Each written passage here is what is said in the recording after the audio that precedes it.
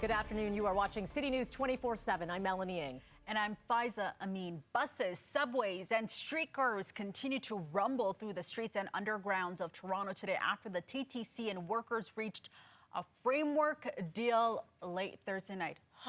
Finally, yes. Whew. Our Shauna Hunt joins us now from the Sheridan Hotel on Queen Street, where the negotiations continue. So, Shauna, a lot of people were watching their phones, watching the apps, touch and go for a little while. Yeah, Mel, it certainly was. And, you know, this is a huge sigh of relief for anyone who relies on the TTC. As you said, buses, streetcars, subways, they are running as usual. And, you know, this would have been a very different day had those talks broken down last night. The city essentially would have been paralyzed by the strike. So we're learning that progress really ramped up last night in the 11th hour with a proposal put on the table just before midnight, something that was good enough for the transit union to stay at the table and continue negotiations past that deadline. And I am hearing that both sides did stay at the bargaining table until about 4 o'clock in the morning. Here's some reaction from the chair of the TTC and the leader of the transit union. There's always a possibility, but I will just emphasize we were able to negotiate successfully with 3 out of our 6 unions.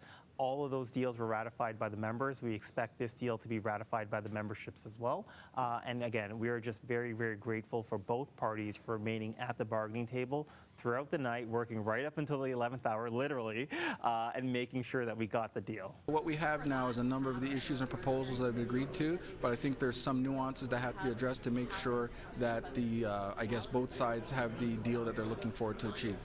What took so long is for the TTC to bring the resources to the table to get a deal. We're proud that we were able to negotiate a framework to a deal, but at the same time, we were always available to have that deal available to the TTC and to work with the TTC for a deal on behalf of our members.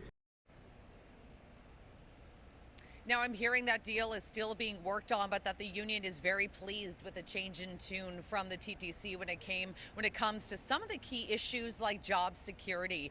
Now, the next steps in all of this, the agreement still has to be approved by the TTC board and then ratified by the workers, something that could happen as early as next week. So really, the process is still underway, but thankfully for now, a strike has been averted. Okay, yeah, and we are waiting to hear more details about what that final agreement will look like, but we are receiving some reaction to this news, Shauna, including from Mayor Olivia Chow, who is breathing a sigh of relief today. Yeah, for sure. So the mayor, of course, is very happy that the two sides came together. You know, it was just yesterday when the leader of the union held that fiery news conference saying that there was no progress and that, you know, workers were preparing to walk off the job at midnight. So like you said, Faiza, a sigh of relief coming from the mayor. Here's a little bit of what she told reporters earlier today. I did get regular briefing throughout the entire evening, we have very skilled negotiator in the room. I'm glad there was a deal, and right now we are waiting for the TTC board to come together and ratify the deal.